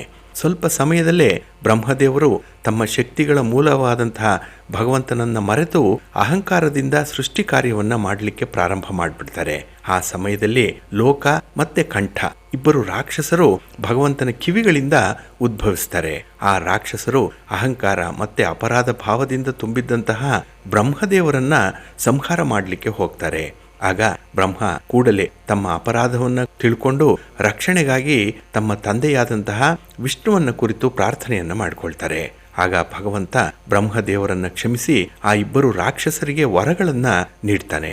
ಆಗ ಬ್ರಹ್ಮದೇವರು ಆ ಇಬ್ಬರು ರಾಕ್ಷಸರು ಕೂಡ 1 ಮಾಸದವರೆಗೆ ನಿನ್ನೊಂದಿಗೆ ಯುದ್ಧ ಮಾಡಿ ಮರಣ ನಂತರ ನಿನ್ನ ಪವಿತ್ರವಾದಂತಹ ವೈಕುಂಠದ ಆಶ್ರಯವನ್ನು ಪಡೆಯುವಂತೆ ವರವನ್ನು ಅನುಗ್ರಹಿಸು ಅಂತ ಹೇಳಿ ಭಗವಂತನಲ್ಲಿ ಪ್ರಾರ್ಥನೆಯನ್ನು ಮಾಡಿಕೊಳ್ತಾರೆ. ಅವರ ಕೋರಿಕೆಯಂತೆ ಭಗವಂತ ಆಶೀರ್ವಾದ ಮಾಡಿ ಅವರಿಬ್ಬರನ್ನೂ ಕೂಡ ಶಂಖ ಮತ್ತು ಚಕ್ರಗಳಾಗಿ ಬದಲಾಯಿಸಿ ವೈಕುಂಠದಲ್ಲಿ ತನ್ನ ಶಾಶ್ವತ ಸೇವಕರಾಗುವಂತೆ ಅವಕಾಶವನ್ನು ನೀಡ್ತಾನೆ.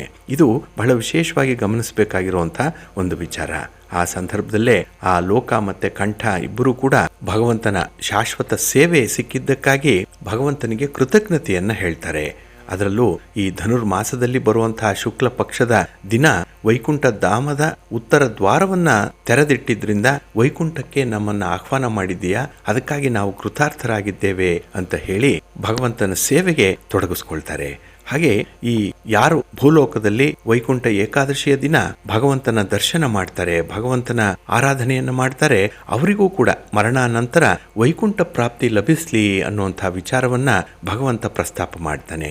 ಆದ್ರಿಂದ ಈ ಏಕಾದಶಿಯನ್ನ ಮೋಕ್ಷದ ಏಕಾದಶಿ ಅಂತ ಹೇಳಿ ಕರೆಯುವಂಥದ್ದು ಇದೆ. ಹಾಗಾಗಿನೇ ಯಾರು ಈ ದಿನ ಉತ್ತರ ದ್ವಾರದಿಂದ ಭಗವಂತನನ್ನ ದರ್ಶನ ಮಾಡ್ತಾರೋ ಅಂಥವ್ರಿಗೆ ಮರಣಾನಂತರದಲ್ಲಿ ಮೋಕ್ಷವನ್ನ ನೀಡಿ ವೈಕುಂಠ ಪ್ರಾಪ್ತಿಯನ್ನ ಕರುಣಿಸ್ತಾನೆ ಅನ್ನುವಂಥ ಒಂದು ಹಿನ್ನೆಲೆ ಇರೋದ್ರಿಂದಲೇ ಮೋಕ್ಷಕ್ಕೆ ಸಂಬಂಧಪಟ್ಟಿರುವಂಥ ಏಕಾದಶಿ ಇದು. ಆದ್ರಿಂದಲೇ ಮೋಕ್ಷೋತ್ಸವ ಅಂತ ಹೇಳಿ ಕೂಡ ಕರೆಯುವಂಥದ್ದು ಇದೆ ಈ ದಿನದ ವೈಕುಂಠ ಏಕಾದಶಿಯನ್ನ. ಹಾಗಾಗಿ ಬಂಧುಗಳೇ, ತಾವು ಕೂಡ ವಿಷ್ಣುವಿನ ಸ್ಮರಣೆ ಮಾಡಿ, ವಿಷ್ಣುವಿನ ದೇವಾಲಯಕ್ಕೆ ಹೋಗಿ ಭಗವಂತನ ದರ್ಶನ ಮಾಡಿ, ತೀರ್ಥ ಪ್ರಸಾದಗಳನ್ನು ಸ್ವೀಕಾರ ಮಾಡಿ, ಭಗವಂತನ ಕೃಪೆಗೆ ಪಾತ್ರರಾಗಿ ತಮ್ಮೆಲ್ಲರಿಗೂ ಕೂಡ ಒಳ್ಳೆಯದಾಗಲಿ. ಪ್ರೀತಿಯ ಬಂಧುಗಳೇ, ಇನ್ನು ಮುಂದೆ 12 ರಾಶಿಯವರ ಗೋಚಾರ ಫಲಗಳು ಹೇಗಿವೆ ನೋಡೋಣ ಬನ್ನಿ. ಮೊದಲಿಗೆ ಮೇಷರಾಶಿ. ಮೇಷರಾಶಿಯವರಿಗೆ ಈ ದಿನ ತುಂಬ ಆನಂದದಾಯಕವಾದಂತಹ ದಿನ.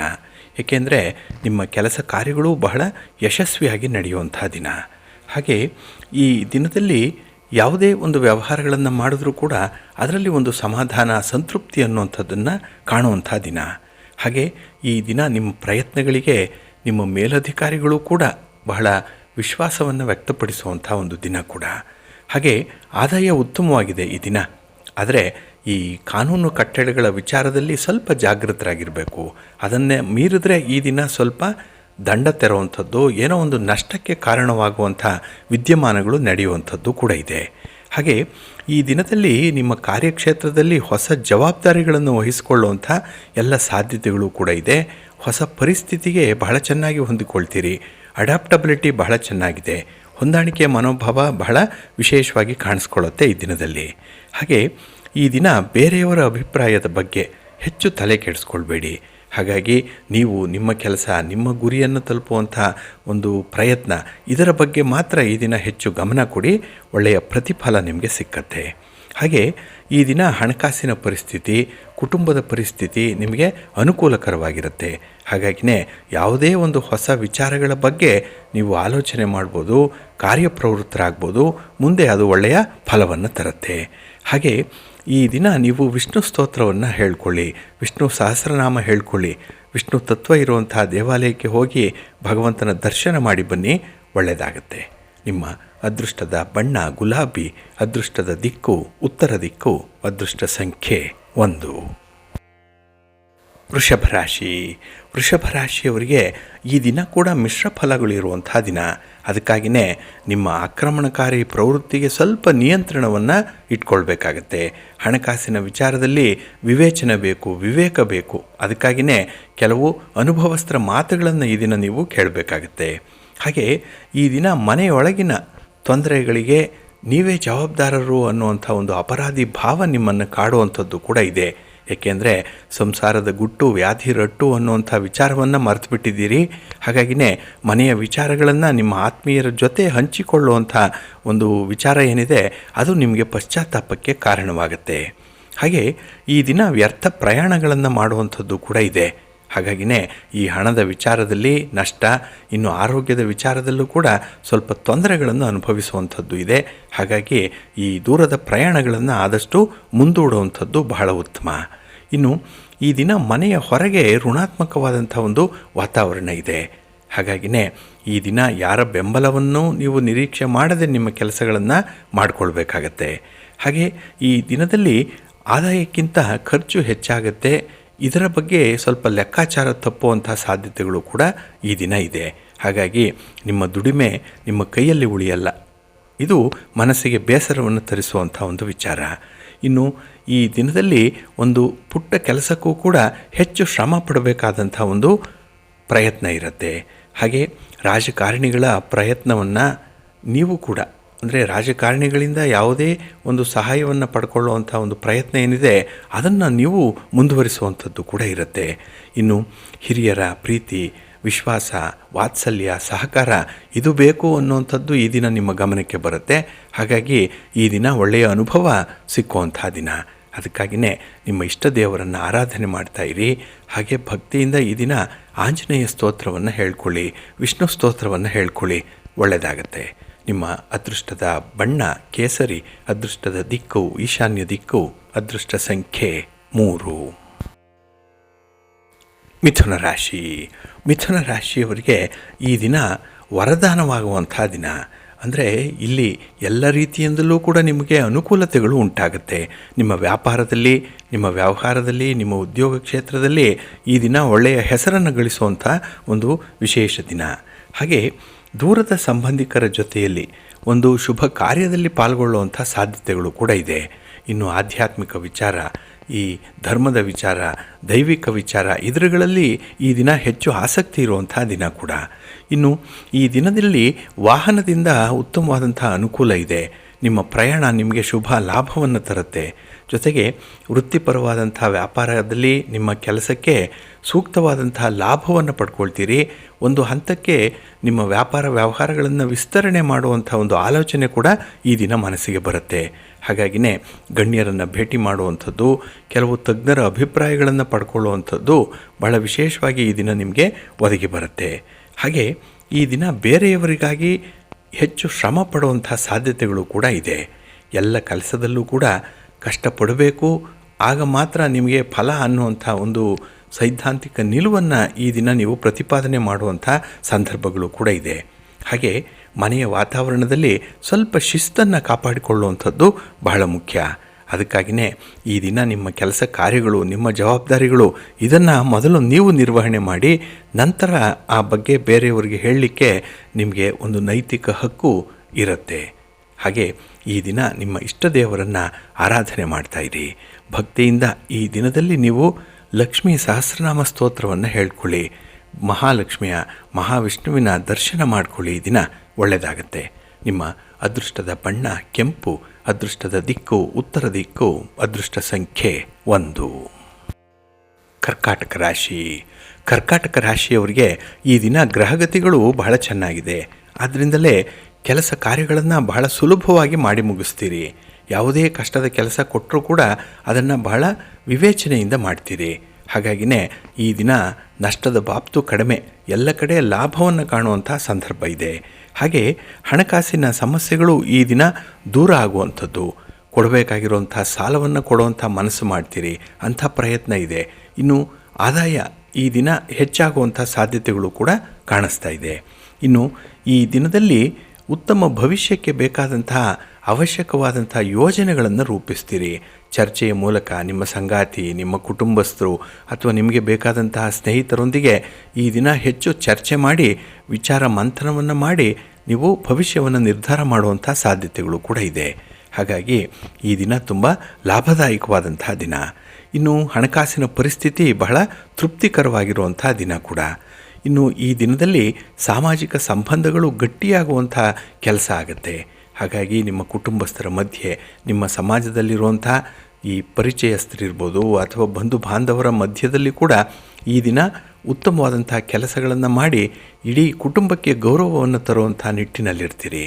ಹಾಗೆ ಈ ದಿನದಲ್ಲಿ ಇದ್ದಕ್ಕಿದ್ದ ಹಾಗೆ ಕೆಲವೊಂದು ಅನಿರೀಕ್ಷಿತ ಘಟನೆಗಳು ಮನಸ್ಸಿಗೆ ತುಂಬ ಖುಷಿಯನ್ನು ಕೊಡುವಂಥದ್ದು ಕೂಡ ಇದೆ. ಸಂತೋಷ ಬರುತ್ತೆ. ಇಲ್ಲಿ ಅನಿರೀಕ್ಷಿತ ಅಂತ ಹೇಳಿದ್ರೆ ಏನೋ ಕೆಟ್ಟದ್ದಾಗ್ಬೋದು, ಏನೋ ಅಪಶಕುನ ಅನ್ನುವಂಥದ್ದು ಆರಂಭದಲ್ಲಿ ನಿಮ್ಮ ಮನಸ್ಸಿನಲ್ಲಿರುತ್ತೆ. ಆದರೆ ಆ ಘಟನೆಯ ಒಂದು ಫಲಿತಾಂಶ ನಿಮಗೆ ಉತ್ತಮ ಫಲವನ್ನು ಕೊಡುತ್ತೆ. ಹಾಗೆ ಈ ದಿನ ನಿಮ್ಮ ಮನೆ ದೇವರನ್ನು ಸ್ಮರಣೆ ಮಾಡ್ತಾ ಇರಿ. ಭಕ್ತಿಯಿಂದ ಈ ದಿನದಲ್ಲಿ ನೀವು ಶಿವಪಾರ್ವತಿಯರ ದರ್ಶನ ಮಾಡಿ.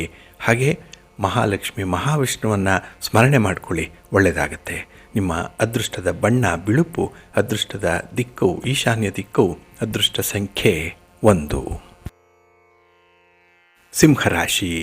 ಸಿಂಹರಾಶಿಯವರು ಈ ದಿನ ಯಾವುದೇ ಕೆಲಸ ಕಾರ್ಯಗಳನ್ನು ಬಹಳ ಮುತುವರ್ಜಿಯಿಂದ ಮಾಡಬೇಕು.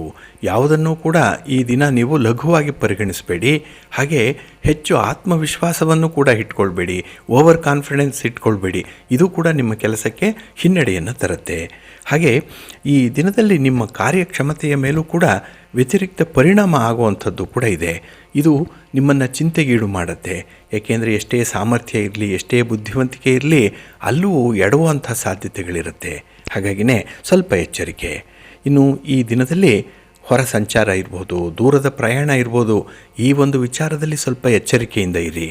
ಇನ್ನು ಈ ದಿನ ಪ್ರಮುಖವಾದಂತಹ ವ್ಯವಹಾರಗಳಲ್ಲಿ ಸ್ವಲ್ಪ ಹಿನ್ನಡೆಯನ್ನು ಕಾಣುವಂಥದ್ದು. ಏಕೆಂದರೆ ಸ್ವಲ್ಪ ವಿವೇಚನೆ ಇಲ್ಲ, ಮುಂದಾಲೋಚನೆ ಇಲ್ಲ. ಹಾಗಾಗಿನೇ ಆತುರಾತುರವಾಗಿ ತೆಗೆದುಕೊಳ್ಳುವಂಥ ನಿರ್ಧಾರಗಳು ಈ ದಿನ ನಿಮಗೆ ಸ್ವಲ್ಪ ಹಿನ್ನಡೆಯನ್ನು ತರುತ್ತೆ. ಇನ್ನು ಸ್ಥಿರಾಸ್ತಿಯ ವಿಚಾರವಾಗಿ ಯಾವುದೇ ರೀತಿಯ ವಿವಾದಗಳಿದ್ದರೂ ಕೂಡ ಅದಕ್ಕೆ ಕೈ ಹಾಕಬೇಡಿ, ಅದನ್ನು ಕೆಣಕಬೇಡಿ. ಇದ್ದಕ್ಕಿದ್ದಂತೆ ಅದನ್ನು ಬಿಡುವಂಥದ್ದು ಬಹಳ ಉತ್ತಮ. ಇನ್ನು ಈ ದಿನದಲ್ಲಿ ನಿಮ್ಮ ಪ್ರೀತಿ ಪ್ರೇಮದ ವಿಚಾರದಲ್ಲೂ ಕೂಡ ಸ್ವಲ್ಪ ಅಡೆತಡೆಗಳು ಉಂಟಾಗುವಂಥದ್ದು ಇದೆ. ಏನೋ ಒಂದು ರೀತಿಯಲ್ಲಿ ನಾನು ಅನ್ನುವಂಥದ್ದು ಬರಬಹುದು. ಹಾಗಾಗಿನೇ ಹೊಂದಾಣಿಕೆಯ ಮನೋಭಾವ ಕಡಿಮೆ ಇರುತ್ತೆ. ಹಾಗಾಗಿ ನೀವು ಸುಖದಿಂದ ವಂಚಿತರಾಗುವಂಥ ಸಾಧ್ಯತೆಗಳು ಜಾಸ್ತಿ ಇರುತ್ತೆ. ಹಾಗೆ ಈ ದಿನ ನಿಮ್ಮ ಆರೋಗ್ಯದ ಕಡೆ ಕೂಡ ಸ್ವಲ್ಪ ಜಾಗರೂಕರಾಗಿರಬೇಕಾಗತ್ತೆ. ಇನ್ನು ವಾಹನ ನಿಮಗೆ ಅಷ್ಟೊಂದು ಅನುಕೂಲವನ್ನು ತರ್ತಾ ಇಲ್ಲ, ದುಬಾರಿ ಪ್ರಯಾಣ ಆಗಿಬಿಡುತ್ತೆ. ಇನ್ನು ನಿಮ್ಮ ಸ್ವಂತ ವಾಹನ ಇದ್ದರೂ ಕೂಡ ಅದಕ್ಕೆ ಒಂದು ದುರಸ್ತಿ, ರಿಪೇರಿ ಇತ್ಯಾದಿಗಳಿಗಾಗಿ ಹೆಚ್ಚು ಖರ್ಚಾಗುವಂಥದ್ದು ಕೂಡ ಇದೆ. ಸ್ವಲ್ಪ ಎಚ್ಚರಿಕೆಯಿಂದನೇ ಈ ದಿನ ಇರಬೇಕಾಗತ್ತೆ. ನಿಮ್ಮ ಇಷ್ಟ ದೇವರನ್ನು ಆರಾಧನೆ ಮಾಡಿಕೊಳ್ಳಿ. ಗಣಪತಿಯನ್ನು ಈ ದಿನ ಸ್ಮರಣೆ ಮಾಡಿಕೊಳ್ಳಿ, ಪೂಜೆ ಮಾಡಿಕೊಳ್ಳಿ. ಹಾಗೆ ವಿಷ್ಣು ಸ್ತೋತ್ರವನ್ನು ಹೇಳ್ಕೊಳ್ಳಿ, ಒಳ್ಳೆಯದಾಗತ್ತೆ. ನಿಮ್ಮ ಅದೃಷ್ಟದ ಬಣ್ಣ ಕೆಂಪು, ಅದೃಷ್ಟದ ದಿಕ್ಕು ಈಶಾನ್ಯ ದಿಕ್ಕು, ಅದೃಷ್ಟ ಸಂಖ್ಯೆ 2. ಕನ್ಯಾ ರಾಶಿಯವರಿಗೆ ಈ ದಿನ ಮಿಶ್ರ ಫಲಗಳಿರುವಂಥ ದಿನ. ಅದಕ್ಕಾಗಿಯೇ ಯಾವುದೇ ಒಂದು ಪ್ರಮುಖವಾದಂತಹ ಕೆಲಸ ಕಾರ್ಯಗಳಲ್ಲಿ ಈ ದಿನ ಪೂರ್ವಾರ್ಧದಲ್ಲಿ ಸ್ವಲ್ಪ ಎಚ್ಚರಿಕೆಯಿಂದ ಇರಿ. ಯಾವುದಕ್ಕೂ ಕೈ ಹಾಕಬೇಡಿ. ಹಾಗೆ ಇರುವಂಥ ಕೆಲಸ ಕಾರ್ಯಗಳನ್ನು ಮುಂದುವರಿಸುವಂಥದ್ದು, ಅದರಲ್ಲೂ ಅರ್ಧಂಬರ್ಧ ಆಗಿರುವಂಥ ಕೆಲಸಗಳನ್ನು ಮುಂದುವರಿಸುವಂಥ ಒಂದು ಪ್ರಯತ್ನ ಮಾಡಿ. ಹೊಸ ಕೆಲಸಕ್ಕೆ ಕೈ ಹಾಕಬೇಡಿ. ಇನ್ನು ಈ ದಿನದಲ್ಲಿ ಯಾವುದೇ ರೀತಿಯ ಉತ್ಸಾಹ ಇಲ್ಲ, ಎನರ್ಜಿ ಕಡಿಮೆ ಇರುವಂಥದ್ದು. ಹಾಗಾಗಿನೇ ಈ ಕೆಲಸ ಕಾರ್ಯಗಳು ಅಂತ ಹೇಳಿದ್ರೆ ನಿಮಗೆ ಆಲಸ್ಯ, ಎಲ್ಲೋ ಒಂದು ರೀತಿಯಲ್ಲಿ ನಾಳೆ ಮಾಡಿದ್ರಾಯಿತು ಅನ್ನುವಂಥ ಒಂದು ಮನೋಭಾವ ಮನಸ್ಸಿನಲ್ಲಿರುತ್ತೆ. ಹಾಗಾಗಿನೇ ಈ ದಿನದಲ್ಲಿ ಕುಟುಂಬಸ್ಥರ ಮಧ್ಯದಲ್ಲೇ ವಾಗ್ವಾದಗಳು ಉಂಟಾಗುವಂಥದ್ದು ಕೂಡ ಇದೆ. ಮಾತಿಗೆ ಮಾತು ಸೇರುವಂಥದ್ದು ಈ ದಿನದಲ್ಲಿ. ಇನ್ನು ವಿಶೇಷವಾಗಿ ಹಣಕಾಸಿನ ಪರಿಸ್ಥಿತಿಯೂ ಕೂಡ ನಿರೀಕ್ಷಿತ ಮಟ್ಟದಲ್ಲಿರಲ್ಲ. ಬರಬೇಕಾದ ಹಣ ಬರಲ್ಲ. ಕೈಯಲ್ಲಿ ಹಣ ಇದ್ದರೂ ಕೂಡ ಏನೋ ಒಂದು ಕೊರತೆ. ಏಕೆಂದರೆ ನಿಮ್ಮ ಯೋಜನೆ ನಿಮ್ಮ ಒಂದು ವ್ಯಾಪ್ತಿಯನ್ನು ಮೀರಿದ್ದಂಥದ್ದು. ಆದ್ದರಿಂದಲೇ ಈ ದಿನ ಯಾವುದೇ ವಿಚಾರದಲ್ಲೂ ಹಣಕಾಸಿನ ವಿಚಾರ ಆಗಲಿ, ವ್ಯಾಪಾರ ವ್ಯವಹಾರಗಳಲ್ಲಾಗಲಿ ಸ್ವಲ್ಪ ಜಾಗರೂಕರಾಗಿರಬೇಕಾಗತ್ತೆ. ಇನ್ನು ಈ ದಿನದಲ್ಲಿ ದೈವಿಕ ಚಟುವಟಿಕೆಗಳಲ್ಲಿ ಭಾಗವಹಿಸುವಂಥದ್ದು ಇದೆ. ನಿಮ್ಮ ಸ್ನೇಹಿತರ ಒತ್ತಾಯ, ಒತ್ತಡ, ಒಂದು ದಾಕ್ಷಿಣ್ಯ ಇದಕ್ಕೆ ಒಳಗಾಗ್ಬಿಡ್ತೀರಿ ಈ ದಿನದಲ್ಲಿ. ಹಾಗಾಗಿನೇ ನೀವು ಸರಿ ದಾರಿಯಲ್ಲಿದ್ದರೂ ಕೂಡ ನಿಮ್ಮ ಹಿತಶತ್ರುಗಳು ನಿಮ್ಮನ್ನು ತಪ್ಪು ದಾರಿಯಲ್ಲಿ ನಡೆಯುವಂತೆ ಮಾಡ್ತಾರೆ. ಹಾಗಾಗಿ ಬಲವಂತಕ್ಕೆ ಮಾಘಸ್ನಾನ ಮಾಡಬೇಕು, ಅಂಥ ಒಂದು ಪರಿಸ್ಥಿತಿ ಬರಬಹುದು. ಇಷ್ಟ ಇಲ್ಲ ಅಂದರೂ ಕೆಲವು ಕೆಲಸಗಳನ್ನು ಮಾಡಲೇಬೇಕಾಗತ್ತೆ. ಅಂಥ ಒಂದು ಕಂಪಲ್ಷನ್ಗೆ ಒಳಗಾಗುವಂಥ ಸಾಧ್ಯತೆಗಳು ಕೂಡ ಇದೆ. ಹಾಗೆ ಈ ದಿನ ನೆರೆಹೊರೆಯವರ ಜೊತೆ ಕೂಡ ಏನೋ ಒಂದು ಕಿರಿಕಿರಿ ಆಗುತ್ತೆ. ಒಟ್ಟಾರೆ ಮನಸ್ಸಿಗೆ ಸ್ವಲ್ಪ ಬೇಸರ ಇರುವಂಥ ದಿನ. ಅದಕ್ಕಾಗಿಯೇ ನಿಮ್ಮ ಮನೆ ದೇವರನ್ನು ಸ್ಮರಣೆ ಮಾಡ್ತಾಯಿರಿ. ಭಕ್ತಿಯಿಂದ ಈ ದಿನ ನೀವು ಶ್ರೀರಾಮ ರಕ್ಷಾ ಸ್ತೋತ್ರವನ್ನು ಹೇಳ್ಕೊಳ್ಳಿ, ವಿಷ್ಣು ಸಹಸ್ರನಾಮವನ್ನು ಹೇಳ್ಕೊಳ್ಳಿ, ಒಳ್ಳೆಯದಾಗತ್ತೆ. ನಿಮ್ಮ ಅದೃಷ್ಟದ ಬಣ್ಣ ಬಿಳುಪು, ಅದೃಷ್ಟದ ದಿಕ್ಕು ಈಶಾನ್ಯ ದಿಕ್ಕು, ಅದೃಷ್ಟ ಸಂಖ್ಯೆ 5. ತುಲಾರಾಶಿಯವರಿಗೆ ಈ ದಿನ ಬಹಳ ಅದ್ಭುತವಾದಂತಹ ದಿನ, ಅನುಕೂಲಕರವಾಗಿರುವಂಥ ದಿನ. ಅದರಲ್ಲೂ ಮನೆಯಲ್ಲಿ ಏನೋ ಒಂದು ಸಂಭ್ರಮಾಚರಣೆ, ಏನೋ ಒಂದು ಸಡಗರ, ಏನೋ ಒಂದು ಲವಲವಿಕೆ ಇರುವಂಥದ್ದು, ಅತಿಥಿಗಳ ಆಗಮನ, ಸ್ನೇಹಿತರನ್ನು ಬರಮಾಡ್ಕೊಳ್ತೀರಿ, ಬಂಧುಗಳು ಈ ದಿನ ಮನೆಗೆ ಬರ್ತಾರೆ. ಹಾಗಾಗಿನೇ ಬಹಳ ವಿಶೇಷವಾದಂಥ ವಿಚಾರಗಳ ಬಗ್ಗೆ ಚರ್ಚೆಗಳು ಕೂಡ ನಡೆಯುವಂಥ ಸಂದರ್ಭ ಇದೆ. ಹಾಗೆ ಈ ದಿನದ ಬೆಳವಣಿಗೆ ನಿಮಗೆ ಸಂಪೂರ್ಣವಾದಂಥ ತೃಪ್ತಿಯನ್ನು ತರುತ್ತೆ. ಆದರೆ ನಿಮ್ಮ ಸಂಗಾತಿ, ನಿಮ್ಮ ಪ್ರೀತಿ ಪಾತ್ರರ ಹಠಮಾರಿ ಧೋರಣೆ ಏನಿದೆ, ಇದು ಮನಸ್ಸಿಗೆ ಸ್ವಲ್ಪ ಕಸಿವಿಸಿ ಉಂಟಾಗುವಂಥದ್ದು. ಹಾಗೆ ಈ ದಿನ ನಿಮ್ಮದಲ್ಲದ ತಪ್ಪಿಗೆ ನೀವು ಬಲಿಯಾಗಬೇಕು. ನೀವು ತಪ್ಪೇ ಮಾಡಿಲ್ಲ, ಆದರೂ ಕೂಡ ಅದನ್ನು ತಪ್ಪನ್ನು ಒಪ್ಪಿಕೊಳ್ಳುವಂಥದ್ದು ಅಥವಾ ಅಂಥ ತಪ್ಪಿಗೆ ನೀವು ಭಾಗಿದಾರರಾಗುವಂಥ ಸಾಧ್ಯತೆಗಳು ಕೂಡ ಇದೆ. ಹಾಗಾಗಿ ಈ ದಿನ ಸ್ವಲ್ಪ ಮಟ್ಟಿನ ಬಲುಪಶಿ ಆಗುವಂಥ ಸಾಧ್ಯತೆಗಳು ಕೂಡ ಇದೆ. ಹಾಗೆ ನಿಮ್ಮ ಮೃದು ಸ್ವಭಾವವನ್ನು ಕೆಲವರು ದುರುಪಯೋಗಪಡಿಸಿಕೊಳ್ಳುವಂಥ ಸಾಧ್ಯತೆಗಳಿರುತ್ತೆ. ಸ್ವಲ್ಪ ಜಾಗ್ರತೆ. ಇನ್ನು ಈ ದಿನ ವಿಶೇಷವಾಗಿ ಯಾವುದೇ ಒಂದು ಸಣ್ಣ ಪುಟ್ಟ ಸಮಸ್ಯೆಗಳನ್ನು ಕೂಡ ನಿರ್ಲಕ್ಷ್ಯ ಮಾಡಬೇಡಿ. ಪ್ರತಿಯೊಂದಕ್ಕೂ ಕೂಡ ವಿಶೇಷವಾದಂಥ ಗಮನ ಕೊಡಬೇಕು. ಏಕೆಂದರೆ ಉಗುರಿನಿಂದ ಹೋಗುವಂಥದ್ದಕ್ಕೆ ನಾಳೆ ಕೊಡಲಿಯನ್ನೇ ತರಬೇಕಾಗತ್ತೆ.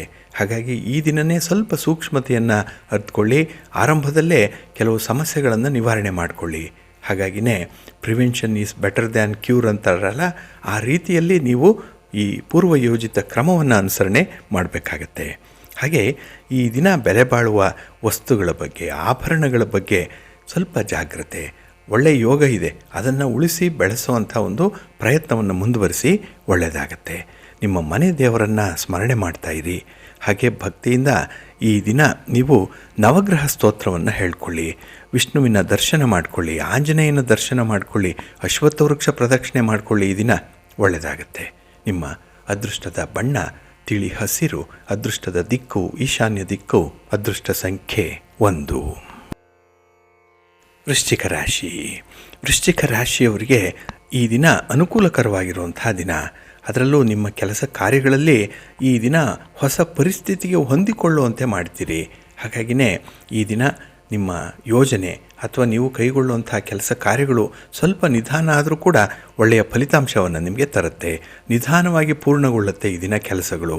ಹಾಗೆ ಈ ದಿನ ನಿಮ್ಮ ಒಡ ಹುಟ್ಟಿದವರ ಜೊತೆಯಲ್ಲಿ ಯಾವುದೇ ರೀತಿಯ ವಿವಾದಗಳಿರಲಿ, ಅದರಲ್ಲೂ ಈ ಸ್ಥಿರಾಸ್ತಿಯ ಬಗ್ಗೆ ಅಥವಾ ಯಾವುದೇ ಒಂದು ಜವಾಬ್ದಾರಿಯ ಬಗ್ಗೆ ಭಿನ್ನಾಭಿಪ್ರಾಯಗಳಿದ್ದರೆ ಅದನ್ನು ಈ ದಿನ ಒಬ್ಬ ಗಣ್ಯರ ಮಧ್ಯಸ್ಥಿಕೆಯಲ್ಲಿ ಪರಿಹಾರ ಮಾಡಿಕೊಳ್ಳುವಂಥ ಸಾಧ್ಯತೆ ಕೂಡ ಇದೆ. ಹಾಗೆ ವಿದ್ಯಾರ್ಥಿಗಳಿಗೆ ಈ ದಿನ ಒಳ್ಳೆಯ ಅವಕಾಶಗಳು ಬರುವಂಥದ್ದು. ಹಾಗಾಗಿ ಈ ಅವಕಾಶಗಳನ್ನು ಈ ದಿನ ನೀವು ನಿರ್ಲಕ್ಷ್ಯ ಮಾಡಬೇಡಿ. ನೀವು ಜೀವನದಲ್ಲಿ ಏನೇನೋ ನಿರೀಕ್ಷೆಯನ್ನು ಇಟ್ಕೊಂಡಿದ್ದೀರಿ, ತುಂಬ ಎಕ್ಸ್ಪೆಕ್ಟೇಷನ್ ಅನ್ನುವಂಥದ್ದು ಇದೆ. ಅದನ್ನು ಫುಲ್ಫಿಲ್ ಮಾಡಬೇಕಿದ್ರೆ ಈ ದಿನ ಬರುವಂಥ ಆಪರ್ಚುನಿಟೀಸನ್ನು ಸಮರ್ಥವಾಗಿ ಬಳಸ್ಕೊಳ್ಳಿ. ಹಾಗೆ ಕೆಲವರನ್ನು ನಂಬುವಂಥದ್ದು, ಕೆಲವರನ್ನು ನಂಬಿಕೆಗೆ ಅರ್ಹ ಅಲ್ಲ ಅಂತ ಹೇಳಿ ಕೈ ಬಿಡುವಂಥದ್ದು, ಇಂಥ ಒಂದು ನಿರ್ಧಾರಗಳು ಈ ದಿನ ಆಗುತ್ತೆ. ಹಾಗಾಗಿನೇ you have very strong likes ಮತ್ತು ಡಿಸ್ಲೈಕ್ಸ್. ಈ ದಿನದಲ್ಲಿ ಕೆಲವರನ್ನು ಭಾಳ ವಿಶೇಷವಾಗಿ ಪರಿಗಣಿಸ್ತೀರಿ, ಕೆಲವರನ್ನು ಅಷ್ಟೇ ದೂರ ಇಡುವಂಥ ಒಂದು ಪ್ರಯತ್ನವನ್ನು ಕೂಡ ಮಾಡ್ತೀರಿ. ಹಾಗೆ ಈ ದಿನದಲ್ಲಿ ಅನಿರೀಕ್ಷಿತವಾಗಿ ಒದಗಿ ಬರುವಂಥ ಸನ್ನಿವೇಶಗಳು ನಿಮಗೆ ಸ್ವಲ್ಪ ಸಂತೋಷವನ್ನು ಕೂಡ ತರುತ್ತೆ. ಆದರೆ ಅದರ ಹಿನ್ನೆಲೆಯನ್ನು ಗಮನಿಸಿದಾಗ ನಿಮ್ಮ ಸುತ್ತಮುತ್ತಲೂ ಇರುವಂಥ ಹಿತಶತ್ರುಗಳ ಒಂದು ಕೈವಾಡ ಎಷ್ಟಿದೆ ಅನ್ನುವಂಥದ್ದು ಕೂಡ ಗೊತ್ತಾಗತ್ತೆ. ಹಾಗಾಗಿ ಮೇಲ್ನೋಟಕ್ಕೆ ಒಳ್ಳೆಯದು ಅಂತ ಹೇಳಿ ಕಂಡುಬರುವಂಥದ್ದು ಅದರ ಹಿನ್ನೆಲೆಯನ್ನು ಕೂಡ ನೀವು ಗಮನಿಸಬೇಕಾಗತ್ತೆ. ಸಾಧಕ ಬಾಧಕಗಳನ್ನು ನೋಡ್ಕೊಳ್ಬೇಕಾಗತ್ತೆ. ಸ್ವಲ್ಪ ವಿಚಾರಪೂರ್ವಕವಾಗಿರಿ, ಪ್ರಾಕ್ಟಿಕಲ್ ಆಗಿರಿ, ಒಳ್ಳೆಯದಾಗತ್ತೆ. ನಿಮ್ಮ ಇಷ್ಟ ದೇವರನ್ನು ಆರಾಧನೆ ಮಾಡ್ತಾಯಿರಿ. ಹಾಗೆ ಭಕ್ತಿಯಿಂದ ಈ ದಿನ ನೀವು ವರಹ ಸ್ತೋತ್ರವನ್ನು ಹೇಳ್ಕೊಳ್ಳಿ. ಹಾಗೆ ಲಕ್ಷ್ಮೀ ವೆಂಕಟೇಶ್ವರ ಸ್ವಾಮಿಯ ಪ್ರಾರ್ಥನೆ ಮಾಡಿಕೊಳ್ಳಿ, ಒಳ್ಳೆಯದಾಗತ್ತೆ. ನಿಮ್ಮ ಅದೃಷ್ಟದ ಬಣ್ಣ ಬಿಳುಪು, ಅದೃಷ್ಟದ ದಿಕ್ಕು ಈಶಾನ್ಯ ದಿಕ್ಕು, ಅದೃಷ್ಟ ಸಂಖ್ಯೆ 1. ಧನುರಾಶಿ. ಧನುರಾಶಿಯವರಿಗೆ ಈ ದಿನವೂ ಕೂಡ ಮಿಶ್ರ ಫಲಗಳಿರುವಂಥ ದಿನ.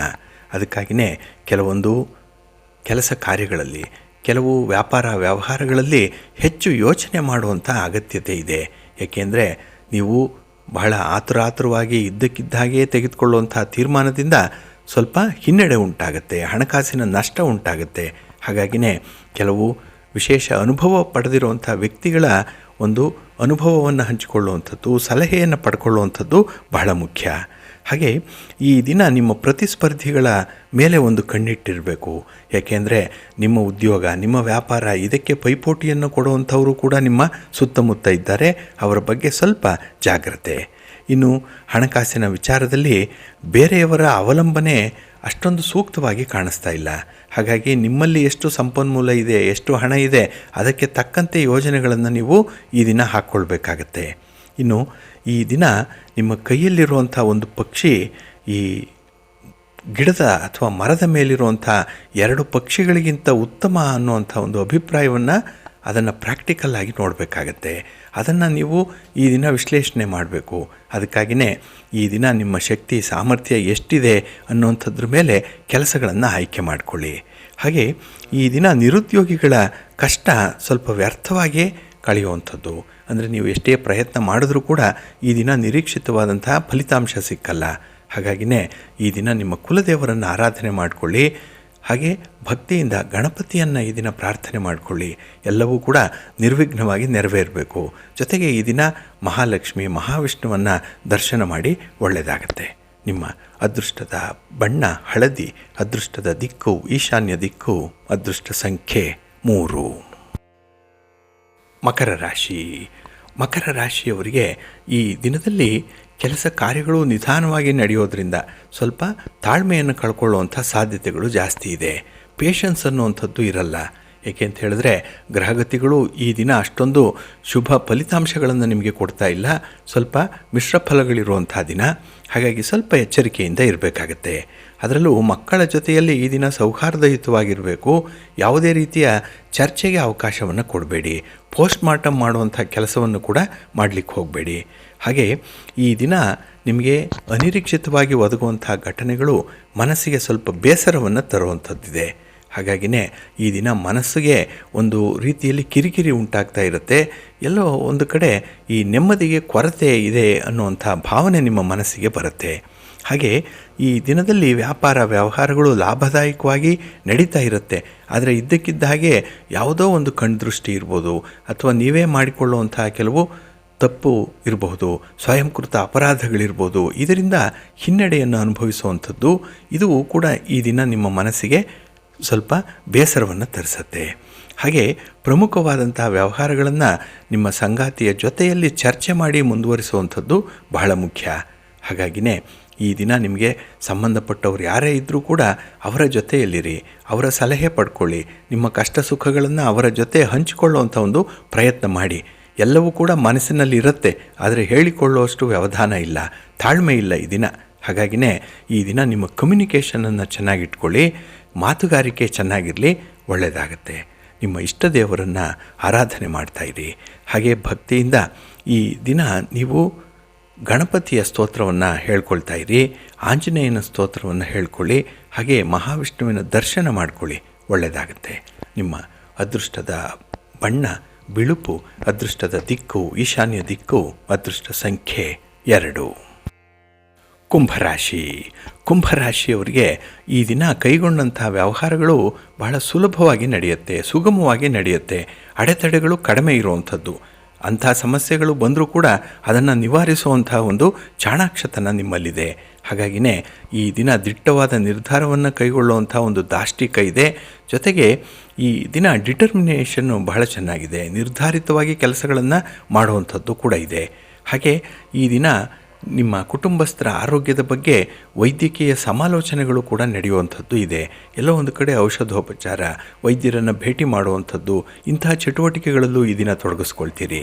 ಹಾಗೆ ಈ ದಿನ ವೃತ್ತಿ ವ್ಯವಹಾರಗಳಲ್ಲಿ ಯಾವುದೇ ಒಂದು ವಿವಾದಗಳು ಬರಲಿ, ಯಾವುದೇ ಒಂದು ಭಿನ್ನಾಭಿಪ್ರಾಯಗಳು ಬರಲಿ, ಆದಷ್ಟು ಬೇಗ ಪರಿಹಾರ ಮಾಡಿಕೊಳ್ಳುವಂಥ ಒಂದು ಪ್ರಯತ್ನವನ್ನು ಮಾಡಿ.